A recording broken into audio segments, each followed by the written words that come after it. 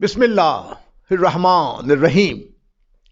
ناظرین، جیسا کہ آپ جانتے ہیں، افندی دعا چینل میں ایک نیا سیگمنٹ ہم نے انٹروڈیوس کیا ہے، جس میں ہم مہمانان گرامی سے پوچھتے ہیں کہ وہ دعا کے بارے میں کیا سمجھتے ہیں، دعا کے بارے میں ان کے کیا خیالات ہیں، تاکہ وہ اپنے ناظرین کو اپنے خیالات سے آگاہ کر سکیں۔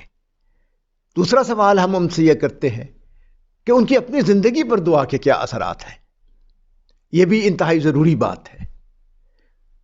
ناظرین، آج کی ہماری اس نشست میں ہمارے مہمان ہیں جناب افتخار اللہ خان بابر۔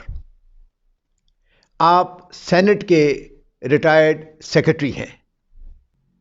ریٹائرمنٹ کے بعد آپ سرکاری ملازمین کو مختلف اداروں میں آپ لیکچر دیتے ہیں، آپ کو مدعو کیا جاتا ہے، اور یہ آپ اپنی زندگی کے تجربات کا نچوڑ انہیں بتاتے ہیں تاکہ ہماری نئی نسل بھی بہتر گورننس کے لیے تیار ہو سکے۔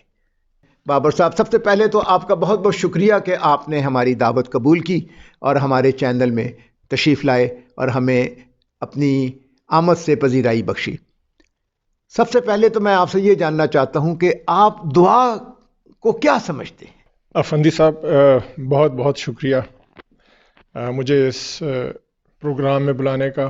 میں سمجھتا ہوں آپ نے بہت اچھا سلسلہ شروع کیا ہوا ہے، اور عوام کو اور سامعین کو اور ناظرین کو یہ آگاہی ہو کہ دعا کا جو چینل ہے وہ کتنا زبردست ہے۔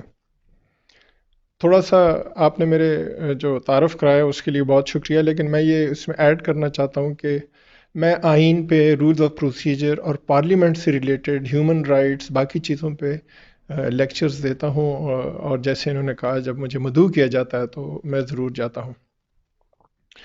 دعا میں سمجھتا ہوں افندی صاحب ایک بہت اسٹرانگ میڈیم ہے۔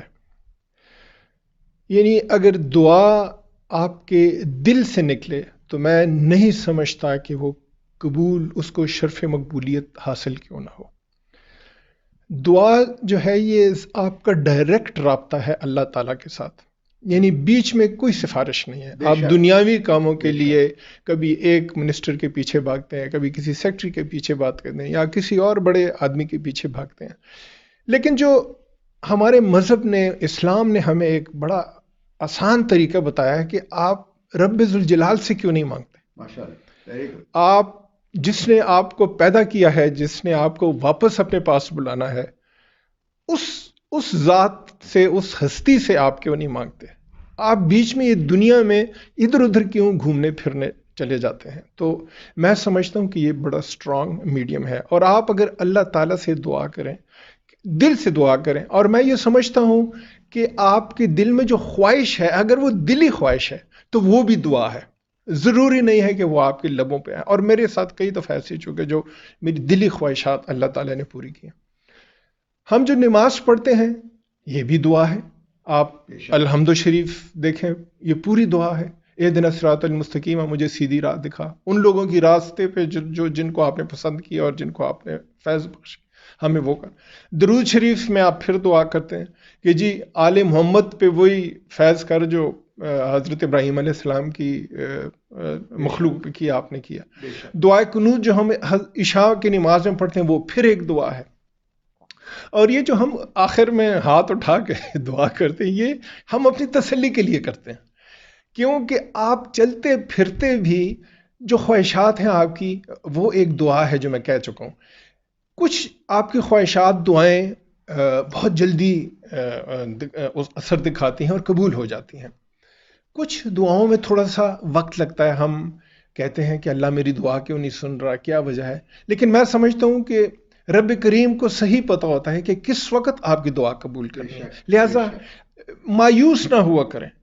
اور کچھ دعائیں ایسی ہیں جو کبھی بھی آپ کی قبول نہیں ہوں گی، اس کی وجہ یہ ہوگی کہ وہ آپ کے لیے بہتر نہیں ہے۔ وہ اگر نہ ہی قبول ہوں تو بہتر ہے، آپ نہیں جانتے، رب ذوالجلال جانتا ہے کہ وہ کیوں آپ کی وہ دعا یا وہ خواہش قبول نہیں ہوئی۔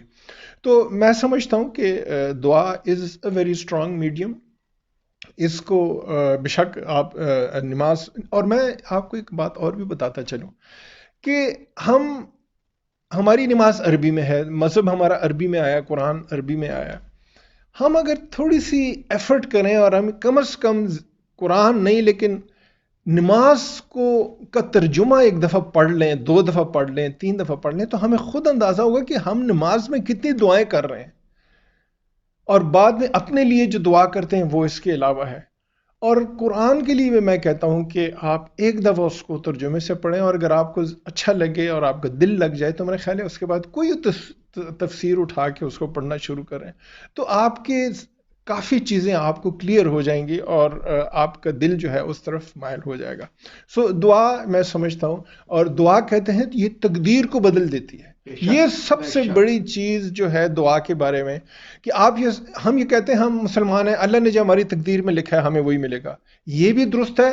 لیکن اگر آپ دعا کریں گے، خلوص دل سے کریں گے، اور کسی ایسی چیز کے لیے کریں گے جو جائز ہے، حلال ہے، تو میرا خیال نہیں ہے کہ اللہ تعالیٰ اس کو کیوں قبول نہیں کرے گا. وہ تھوڑی سی آپ کی تقدیر بھی بدلا دیتا ہے. آپ کی تقدیر میں شاید وہ چیز، میں کئی لوگوں سے پوچھتا ہوں کہ یار اگر ہم نے محنت ہی کرنی تھی اور ہم نے یہ تکلیفیں اٹھا کے ہم نے اس مقام تک پہنچنا تھا، تو پھر کیا ضرورت تھی یہ دعا؟ تو انہوں نے مجھے یہ جواب کسی نے بڑا اچھا دیا، اس نے کہ آپ کی تقدیر میں یہ لکھا تھا، اللہ نے لکھا تھا کہ آپ محنت کریں گے، آپ جن مشکلات سے آپ گزرے ہیں یا نہیں گزرے وہ ہوگا، تو تب آپ کو یہ مقام ملے گا. آپ ان کی طرف نہ دیکھیں جنہوں نے محنت نہیں کی اور کچھ نہیں کیا اور اللہ نے ان کو نواز دیا. وہ اللہ بے نیاز ہے، وہ کس کو دے کس کو نہ دے اس پہ آپ بالکل انگلی نہ اٹھائیں. تو میں سمجھتا ہوں کہ دعا کا بہت بڑا اثر ہے آپ کی زندگی. آپ نے بڑی خوبصورت بات کی ہے کہ اگر ہم ذرا سی کوشش کریں اور نماز کا ترجمہ پڑھ لیں، تو اسی پیرائے میں بات کو آگے بڑھاتے ہوئے عرض کرتا ہوں کہ حکم یہ ہے کہ نشے کی حالت میں نماز کے قریب بھی مت پھٹکو. یہ حکم کیوں ہے؟ یہ حکم اس لیے ہے کہ نشے کی حالت میں تصور ہی کیا جاتا ہے کہ آدمی جو کچھ اپنی زبان سے ادا کرتا ہے اس کے بارے میں وہ نہیں جانتا کہ وہ کیا کہہ رہا ہے، کیونکہ وہ نشے میں ہوتا ہے. تو جس وقت ہم نماز پڑھتے ہیں اور رٹا رٹائے جملے ادا کرتے ہیں اور نہیں سمجھتے کہ ہم کیا پڑھ رہے ہیں، تو اس کا مطلب یہ ہے کہ ہم نشے کی حالت میں ہی نماز پڑھتے ہیں. اس لیے بہتر یہی ہے کہ آپ نے بڑی اچھی بات کی کہ ہر آدمی کو، نماز پڑھنے والے کو، جو بڑے خلوص نیت سے ساری دنیا نماز پڑھتی ہے، سارے مسلمان نماز پڑھتے ہیں بڑے خلوص سے، تو اگر وہ نماز کے بارے میں جو ہم اپنے منہ سے الفاظ کہتے ہیں، آیات قرآنی جو تلاوت کی جاتی ہیں نماز میں، اگر ان کے مطالب ہی اور ان کے ترجمے ہی ان کے ذہن نشین کرا دیے جائیں یا ہو جائیں، تو ان کی زندگی پر مختلف قسم کے بہتر اثرات مرتب ہو سکتے ہیں. آپ کا بہت بہت شکریہ. دوسرا سوال اب آپ سے یہ کرنا چاہوں گا کہ آپ ہمیں مختصراً یہ بتائیے کہ آپ کی اپنی زندگی پر دعا نے کیا اثرات مرتب کیے؟ افندی صاحب، یہ ایک بہت ایسا سوال ہے کہ جس کے لیے میں بہت کچھ کہنا چاہوں تو بھی کم ہوگا. اصل میں جو میں پہلے بات کہہ چکا ہوں کہ آپ کے دل میں جو خواہش ہوتی ہے اور وہ خواہش صحیح ہو، حلال ہو، تو وہ بھی ایک دعا ہے. میں یہ آپ کو نہیں کہہ رہا ہوں کہ آپ نماز نہ پڑھیں اور دعا نہ کریں. آپ نماز اپنی جگہ پڑھیں، وہاں بھی دعا کریں، عربی میں کریں، پشتو میں کریں، اردو میں کریں، انگلش میں کریں، جس میں بھی اینڈ میں آپ دعا کریں ہاتھ اٹھا کے، وہ آپ ضرور کریں. لیکن دل میں جو آپ کی خواہشات ہیں نا، وہ صادق اور صحیح ہونی چاہیے. میں نے زندگی میں میری بہت خواہشیں رہی ہیں. یقین مانے جوانی میں غفلت ہوئی، بہت نمازیں نہیں پڑھی، لیکن اس کے باوجود جو خواہش کی اللہ تعالیٰ نے وہ پوری کی. یعنی میں یہ اس کا کرم ہے. میں نے سول سروس کا امتحان نہیں دیا. میرے والد نے بہت مجھے کہا کہ سول ایم اے کے بعد، تو میں نے کہا جی میں نہیں کرنا چاہتا ہوں. انہوں نے مجھ سے پوچھا کیوں؟ میں نے کہا جی اس میں کرپشن ہوتی ہے، رشوت ہوتی ہے، اور میرے سامنے کل کو کوئی سیاسی آدمی، اور میں ہر وقت یہ کہتا کہ میں اگر ڈی سی ہوں اور میرے سامنے کوئی سیاسی شخصیت آ جائے اور مجھ سے کوئی غلط کام کروائے تو میں کیسے انکار کروں، اور مشکل ہو جائے گا میرے لیے. اس لیے میں سول سروس نہیں کرنا چاہتا ہوں. لیکن اللہ تعالیٰ کو کچھ اور منظور تھا. اللہ کہتا ہے بڑی بڑی باتیں مت کرو. مجھے اللہ تعالیٰ نے انہی سیاستدانوں کے ساتھ 22 سال نوکری کروائی. یعنی سینٹ میں 22 سال میں نے نوکری کی اور انہی لوگوں کے ساتھ کی. یہ پہلی ایک مثال ہے. پھر میں جب اسلام آباد آیا, کبھی میں نے سوچا بھی نہیں تھا کہ میرے یہاں اسلام آباد میں گھر ہوگا. میری ذہن میں یہی تھا کہ یہاں سے ریٹائرمنٹ ہوگی تو واپس چلے جائیں گے, اپنے گاؤں چلے جائیں گے, خیبر پختونخوا چلے جائیں گے. لیکن یہاں کے جو گھر اور باقی دوستوں کو دیکھتے تھے تو دل میں خواہش ہوتی تھی کہ ایک آدھ ادھر بھی گھر ہونا چاہیے. کچھ اپنے کزنز بھی کہتے تھے کہ یار تم نے نوکری یہاں کرنی, بچوں نے نوکری یہاں کرنی, تو تم وہاں کیوں گھر بنانا چاہتے ہو, یہاں گھر بناؤ. تو یہاں گھر بنایا, اللہ نے 2 دے دیا. پھر میرے بڑے بیٹے کا شادی کو 12 سال ہوئی ہے, ان کے یہاں اولاد نہیں تھی. یقین مانیں دعائیں, لوگوں سے دعائیں, خود دعائیں, دل میں خواہش کہ اس کو اللہ بچہ دے دے.